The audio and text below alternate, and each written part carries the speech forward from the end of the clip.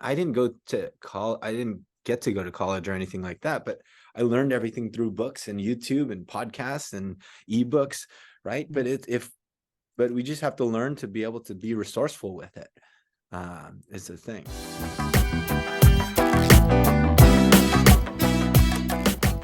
Hi, and welcome back to another episode of Get Your Fill, Financial Independence and Long Life, where we explore ways to achieve those two goals. And people come on to help us because they're cool, because they're interesting, because they want to help people. And that's why I'm very excited. Today, we have Franco Perez with us today. Franco is the founder of Franco Mobile Homes, and he has made it his life's mission to address the affordable housing crisis, which is just getting worse with interest rates rising and the whole way the construction things going on, which we can talk about later. They innovatively provide solutions through well-designed mobile homes. Franco's a visionary entrepreneur. Franco, welcome to Get Your Fill. Wow, love the intro. Thank you so much for that. And I'm excited to be here. Some of my favorite people in the world actually are from the Philippines. How old were you when you came? Did you end up in California? Is that where you started off when your family first moved here? So I was in the Philippines still about 11 years old and then went straight to middle school here. We hopped and moved around a lot between Sacramento, Santa Clara, and back and forth. And we didn't really have a huge stable home life when we moved here. And then we ended up in the Silicon Valley, which is Cool. like the most expensive area. Not that it's the best place at all. What was when your family left the Philippines, were you running away from something, or were you going towards some dream, some thing that you imagined was going to be waiting for you in the States? You know what's fascinating? When I was young and a kid, I don't really know what's going on. You just say yes to everything, right? And that's Right. kind of how life. My parents actually was here as I was growing up. I lived with my grandparents in the Philippines. My parents were trying to get citizenship, trying to get through all of that in America as I was living and growing up in the Okay. Philippines. Yeah. It's fascinating because I loved growing up there and everyone was so happy and so humble. It actually allowed for me to be super grateful for a lot of what we have here too. There's one thing I wanted to say. I remember being a kid that and I was like, why is it that I get to go to school and I have other kids my age that wish they could go to school, but they're out on the streets selling cigarettes and gum and that sort of thing. But it just puts things into perspective. And it was a huge part of my life, shifting and going from there to here. And when you got here, what was it like for you? How much do you remember when you first got here? I remember a lot of it. I remember moving a lot and that sort of thing. And I remember my parents working hard and trying to survive. So being a teenager, my dad was the main breadwinner of the family. He was working. My mom really wasn't working that much. And at about 17, 18 years old, there was kind of this crash in 08, 09, and my parents divorced. My dad basically fled the country, kind of in a weird way, said he'd be better off without us and that sort of thing. And Oh, I was about 17, 18 years old, had to leave school, work full time. And I remember it being the hardest point of my life. And I remember it vividly, like trying to gather as much money as we could at the end of every single month just to cover rent. And it was such a painful time, but it was such an important concept because I remember hating the world. And I remember asking, like, why is the world like this? Why is it that the wealthy get to benefit from home ownership and financial freedom while we're here just trying to survive and working multiple jobs just to make ends meet? That really kind of caused a lot of pain, and that actually what got me to be driven to build what we've built and to get to where we're at. it's asking questions a certain way, whereas some people might just be like, this is my life and it sucks and I hate it and whatever. But you're saying like, now, wait a minute, why am I different than this person? What do they have that I don't have? What are they doing that I'm not doing? That kind of allows for some growth. There's a huge amount of mental maturity that I had to go through and processing information, and it was hard. I didn't know how to process all of it. I was going through this deep depression and bad cycle, but then I think it was when I realized that, hey, I'm responsible for my mom and my younger sister's survival. And when I made that relation to that, that's when I really had this mental shift that I have to do whatever it takes to make ends meet. I don't care if I'm sad or whatever. I'm not going to let anything happen to them. And it was that sense there that really allowed for me to really work hard, very early mornings, late nights, just to make ends meet. Mm. And yeah, and then from there, I actually had a dream to be a videographer and graphic designer, and that's what I thought I was going to be doing. And I was working at a marketing company. I mean, I'm sorry, I was working at a real estate company, begging for a raise, and they were like, we can't pay more for marketing, but we can teach you how to be an agent and that sort of thing. So that's kind of what got me into being an agent. I started door knocking, cold calling. I ended up being pretty good at it out of, I think, survival mode and desperation. And I became a great agent. And after I became slightly financially secure, I really started to hate the real estate industry, actually, because it was like a world where we were trained to help the wealthiest people we can help get the most expensive home, or get the best investment for them. And I had to turn away people that were in my shoes back then and say, hey, unfortunately, you don't make enough money yet.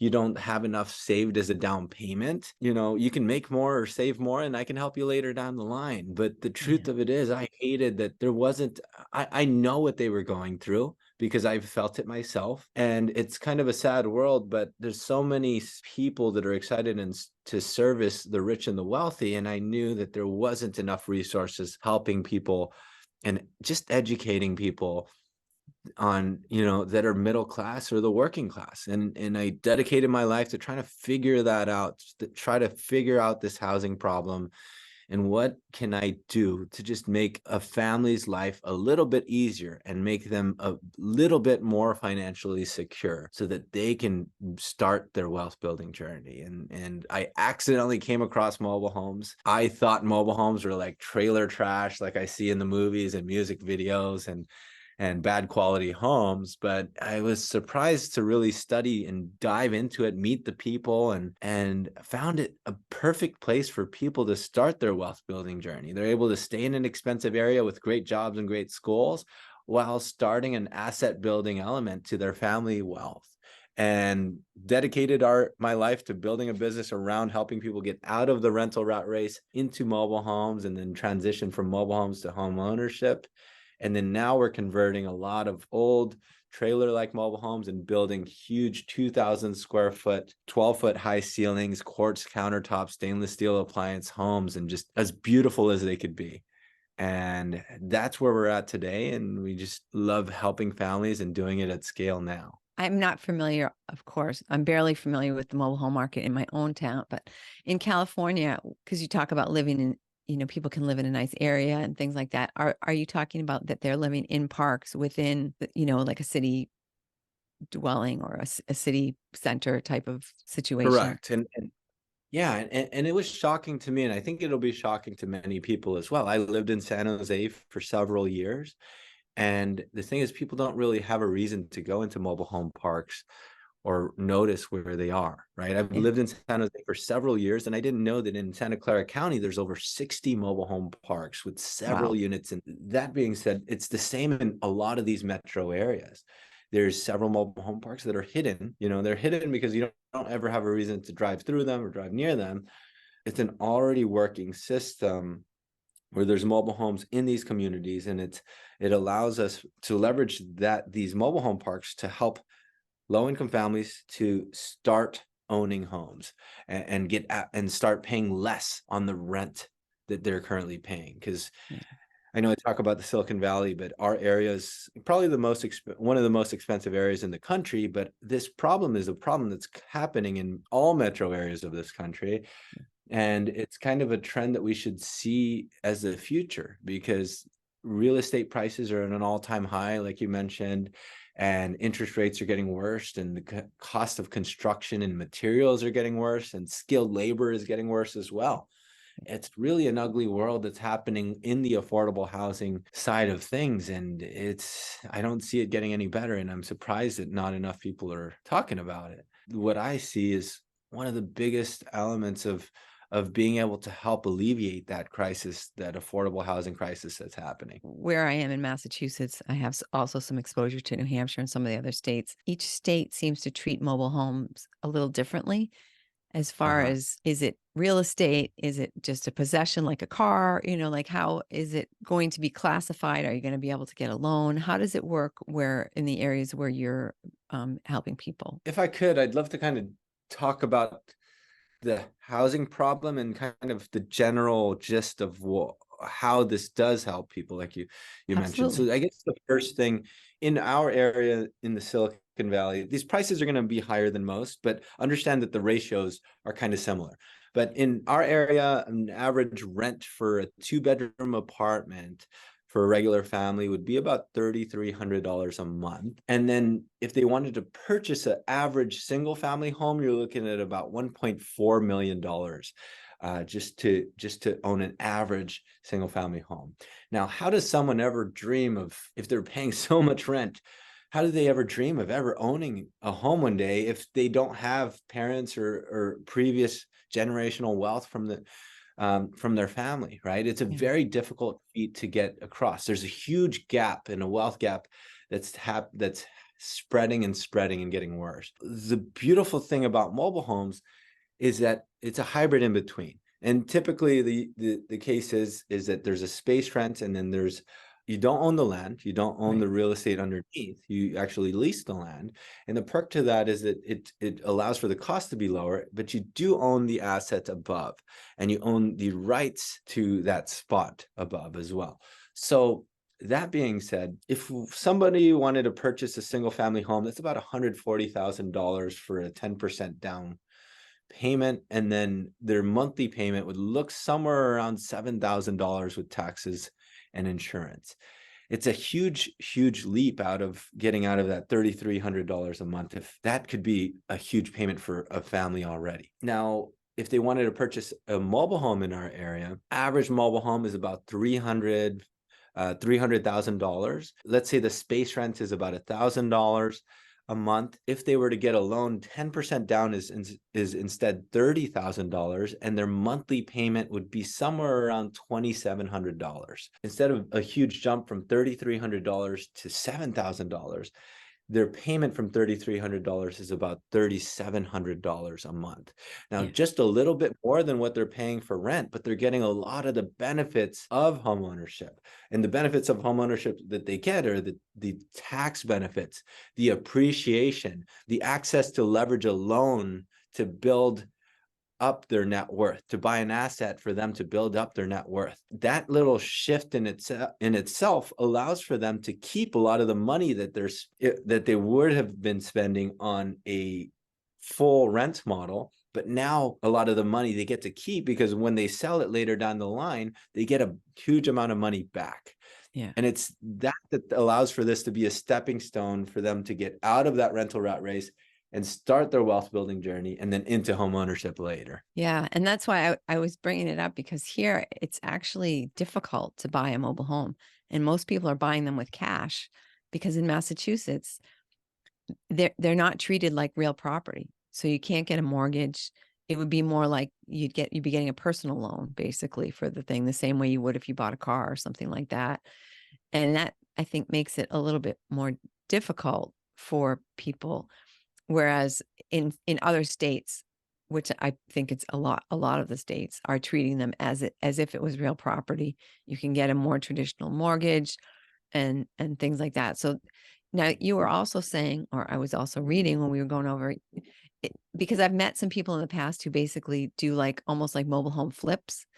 And it sounds like you're also doing some renovating of the mobile homes in order to allow people to have something other than the sort of the trailer model that we kind of think about when we think about mobile homes. With the first part of what you said, I think one of the big things too is that there's a lot of this false stigma out there, and there's also a bit of information that we're trying to help. I was just in DC doing a lot of lobbying. We do a lot of lobbying, and we do a lot of around the financing element of these homes Yeah. too. The truth is, a lot of people believe that there's not enough, there's no loans for mobile homes in communities.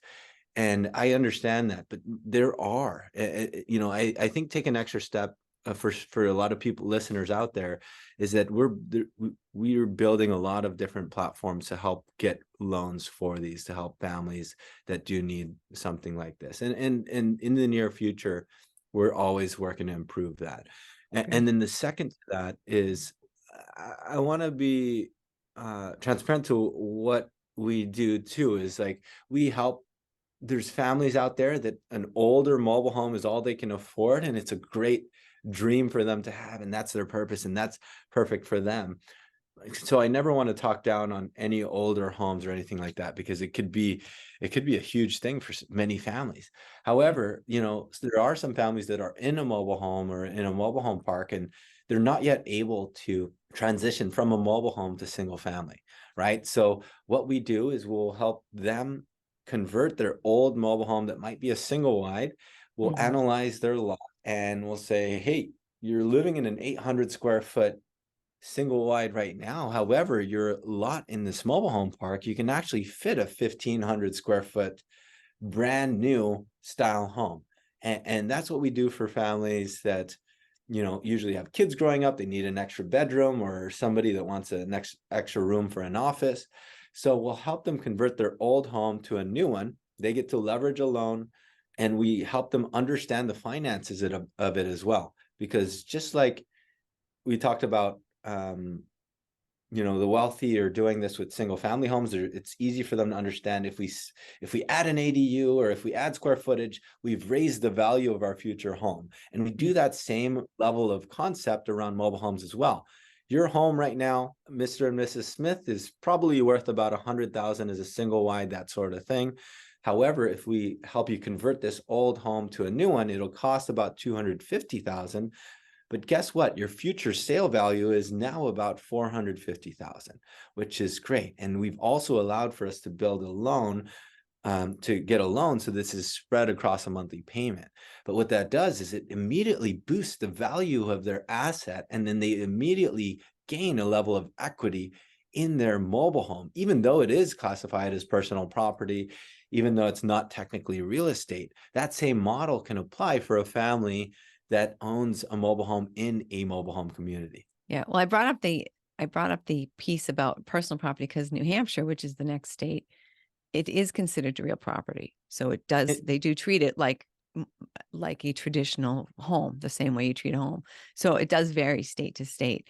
yeah, and in California where we do it too, they actually have it as personal property and not real estate. So it, Okay, it and you're works still able both to ways. do all these great things. Super. Yeah, which is quite a beautiful thing. Yeah.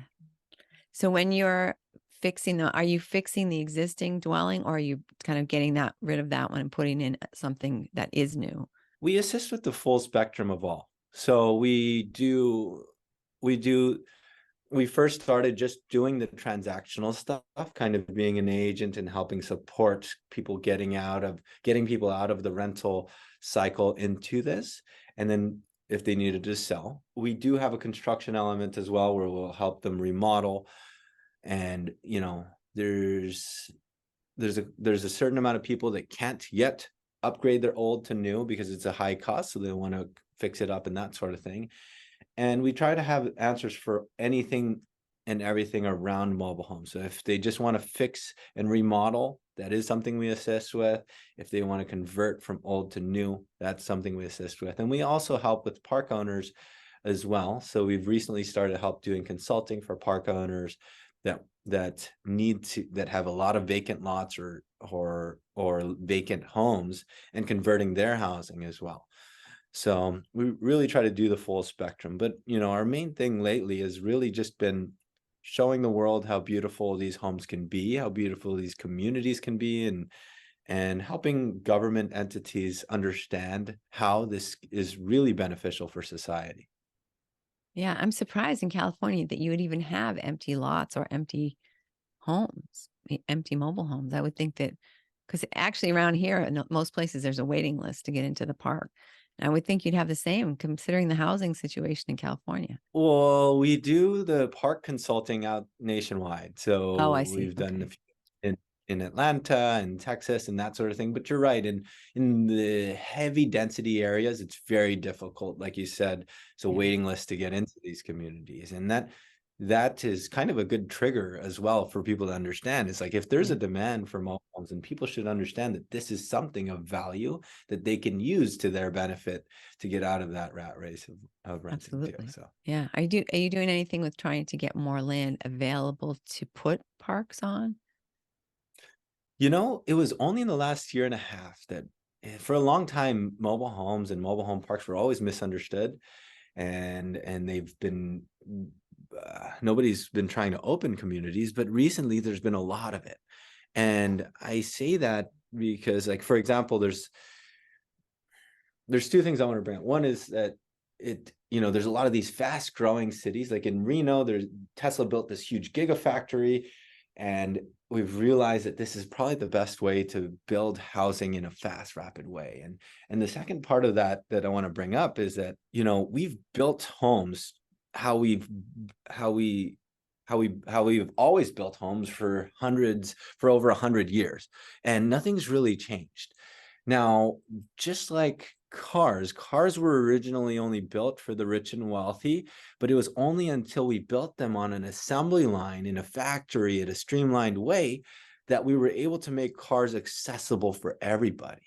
Hmm. And that's exactly what we're doing with mobile homes. Homes themselves are built, we transport labor, we transport material to a site. They drive back and forth and that sort of thing. And that nothing's changed. But with mobile homes, we're building them in a factory on an assembly line. We're maximizing the amount of material, lowering the amount of waste, and we're maximizing the output, the effective output of the skilled labor that we have, so that at the end of the line, we have a great quality home that is affordable and attainable for a middle-class family. And, Yeah. and that's exactly what we have to do. We have to change the way we build housing, because cost of construction isn't going to get any cheaper. And it's this processed like fashion that's what's allowing for us to keep homes affordable.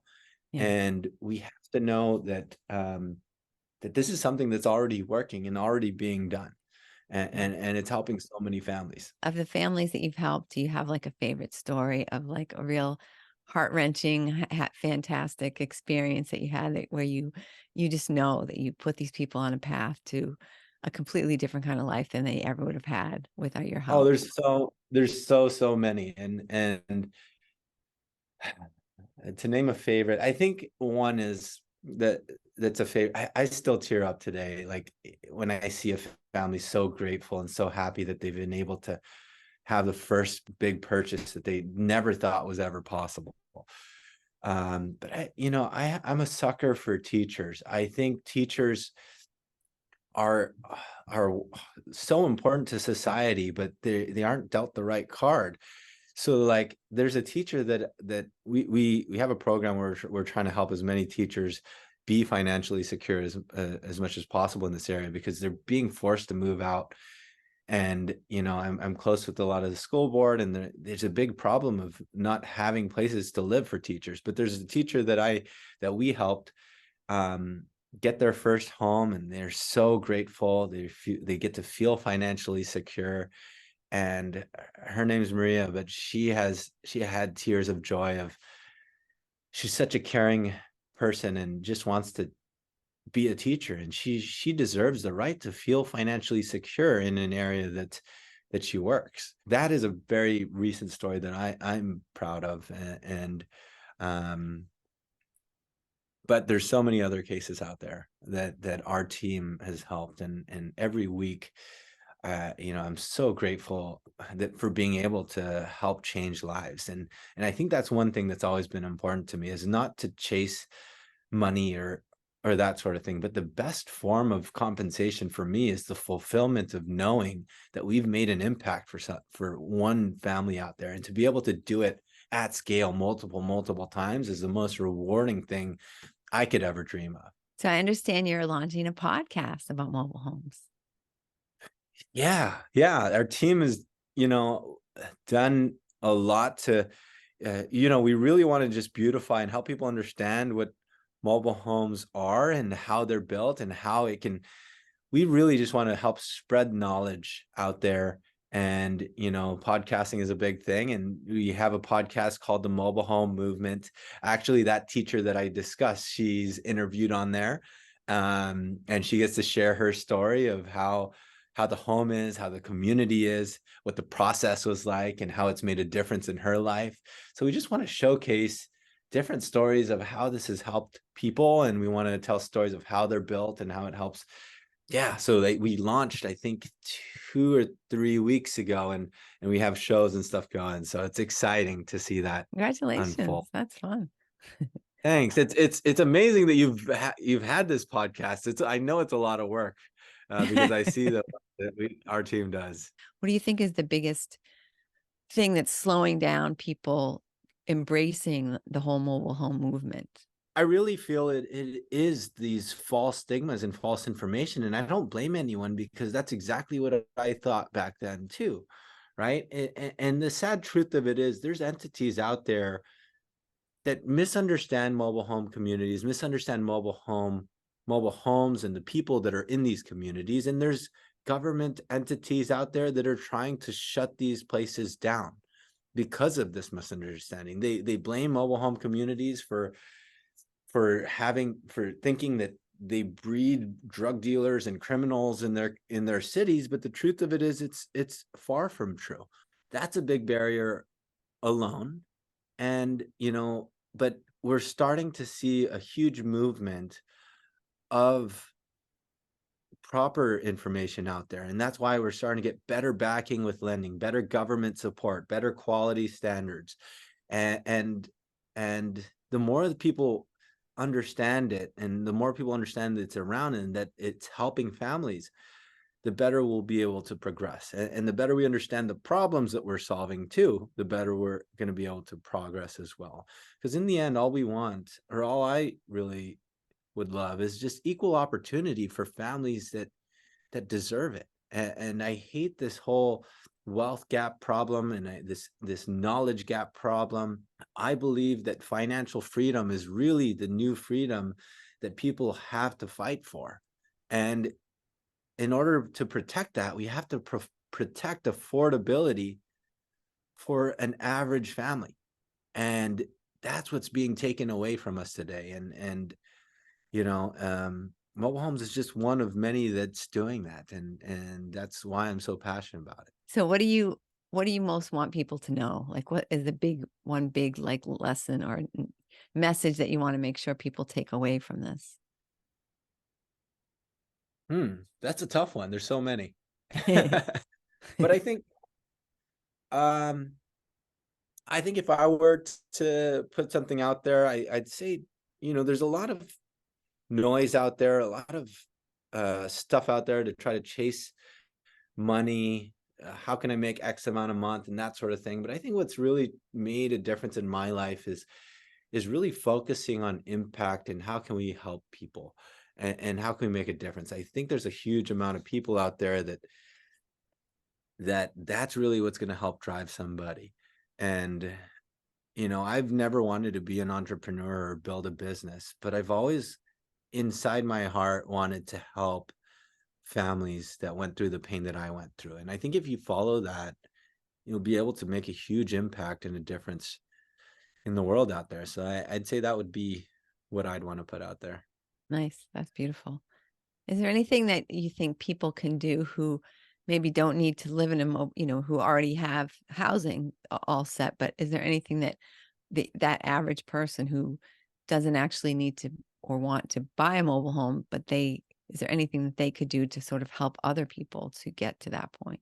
I don't have a way to point them to that. I mean, unless they wanted to help in the mobile home side of things. I don't know that mobile home is going to be that answer for someone that wants to help families, but if they wanted to do a similar thing, they should. But I do think that that first question of thinking about how can I help families of need is an important question to have. Mm. And I want to add too that being resourceful is probably the most important thing to do as well. All the information that we need. I didn't go to college. I didn't get to go to college or anything like that, but I learned everything through books and YouTube and podcasts and ebooks, right? Yeah. But we just have to learn to be able to be resourceful with it.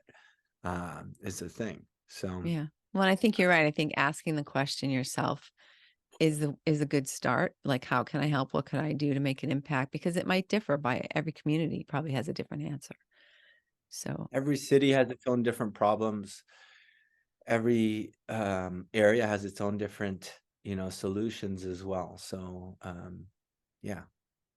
So Franco, what do you wish I would have asked you that I haven't asked you? How do we fight those stigmas? I think one that could be a good question.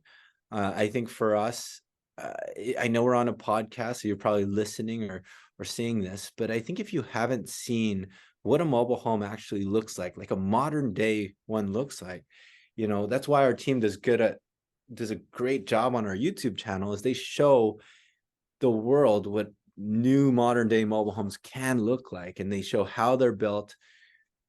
I think I urge people to really take a look for it. We have 3D tours of it and that sort of thing, and understand that it's a whole new concept. It's not what you might think. And yeah, I just urge for people to see it with their own eyes, because it's hard to believe. And even if we talk about it, even if you see pictures, I feel like pictures aren't even enough. But Yeah. video and seeing for yourself might help you understand this. So that's franco.tv. All of our links are there on www.franco.tv, so you can see all of our stuff there. Cool. So is that the best way for people to reach out to you if they want to connect and hear more and learn more? Yeah, yeah, that would be the place, or you could just Google us at Franco Mobile Homes and that sort of thing. Excellent. We'll put all the links into the chat so that people can at least watch the videos that your team has put together and learn more, educate themselves. Love Awesome. it. Thanks for that. Hey, thanks so much for being with us, Franco. I think you've really opened a lot of people's eyes to, the reality of mobile homes, the possibilities of mobile homes, and just to think a little bit outside the box for themselves and see what their alternatives are. Yeah, and thanks for having us as well. And I love what you're doing with this podcast, so Thanks. I'm excited to be here. So thanks. Awesome. Thank you. And thank you, listener, for listening. Please share Franco's episode with somebody you love who you think would be, or someone you just even remotely like, who you think could benefit from it, who might like to have their eyes open a little bit and maybe change their life in some wonderful way. And be sure to be with us next week.